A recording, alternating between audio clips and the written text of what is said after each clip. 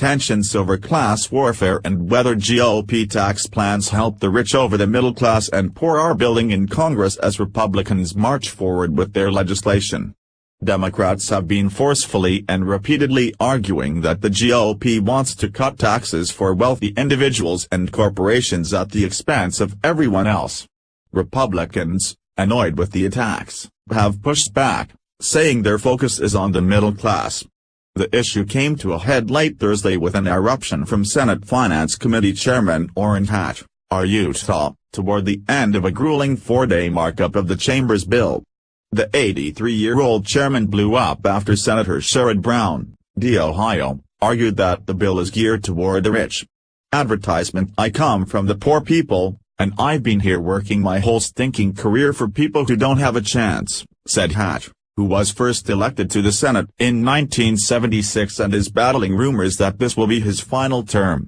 And I really resent anybody saying that I'm just doing this for the rich. Give me a break. I think you guys overplay that all the time and it gets old, and frankly you ought to quit it, he said in a moment that quickly went viral. Fights over class are nothing new in Washington, where generations of Democrats have labeled Republicans as warriors for the wealthy. Hatch also is hardly the first GOP lawmaker to take offense. Republicans have long accused Democrats of engaging in class warfare for their attacks on the rich. But Democrats have also accused Republicans of attacking the middle class. Brown, who has focused on the working class in his time in the Senate and is up for re-election next year in a state President Trump carried, said on MSNBC in 2011 that when Republicans accuse Democrats of class warfare, Democrats point out the class warfare Republicans have waged against the middle class. GOP lawmakers have highlighted elements of their bills that they say benefit the middle class, including the increases in the standard deduction and child tax credit. The Senate's bill zeroes out Obamacare's individual mandate penalty for those who don't have health insurance, and Republicans have also highlighted that most people who pay the penalty make under $50,000. Additionally, Republicans have said their bill is designed to make U.S. businesses more competitive with companies in other countries, and will lead to rising wages and job growth. But Democrats have argued that the corporate tax cuts are more likely to benefit wealthy shareholders than workers. They have highlighted parts of the bills that seem to be geared to helping the rich, such as their scaling back of the estate tax and the repeal of the alternative minimum tax. They have also put a spotlight on tax breaks benefiting the middle class that would be eliminated. Democrats have also expressed concerns that the tax cut effort would hurt people on health care. They have pointed to Congressional Budget Office data showing that repeal of the individual mandate would lead to fewer people with insurance and higher premiums, and have noted that the CBO said that tax legislation's increase to the deficit could trigger automatic cuts to Medicare unless certain budget rules are waived. Both sides are using data from Congress's tax scorekeeper, the Joint Committee on Taxation, Junction, to make their cases. Republicans have pointed to data that shows people across the spectrum would win tax cuts from the plan, particularly in the short term, while Democrats have highlighted that millions of low- and middle-income families would see their taxes go up, especially in later years.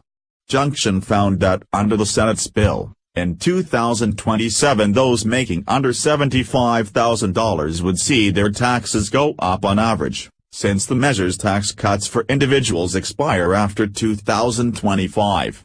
While Republicans say they would plan to extend those tax cuts in the future, Democrats are furious that the GOP chose to make individual tax cuts temporary while making corporate tax cuts permanent.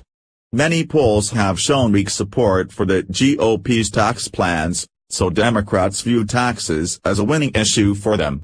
The tax bill is a political minefield for the Republicans, Democratic strategist Brad Bannon said. Bannon argued that Democrats should go to town with attacks on the GOP tax bills given their unpopularity. If somebody gives you a gift, and you don't take it, you're crazy, he said. But Republicans see political benefits to the tax bill as well. They're eager to show voters that they can enact major legislation ahead of the midterm elections. Tax cut advocates view Democrats' attacks as stale and lacking in merit, But they also think it's smart for Republicans to push back on Democrats' criticisms. "You don't want to leave an argument, no matter how ridiculous, unchallenged," said Americans for Tax Reform President Grover Norquist. Meanwhile, some conservative groups have criticized Republicans for some of their measures that are designed to keep the tax code progressive. The Club for Growth and Americans for Prosperity supported the overall tax bill that the House passed on Thursday, but criticized it for keeping the top individual tax rate at 39.6% and including a bubble rate above that for some income of high earners.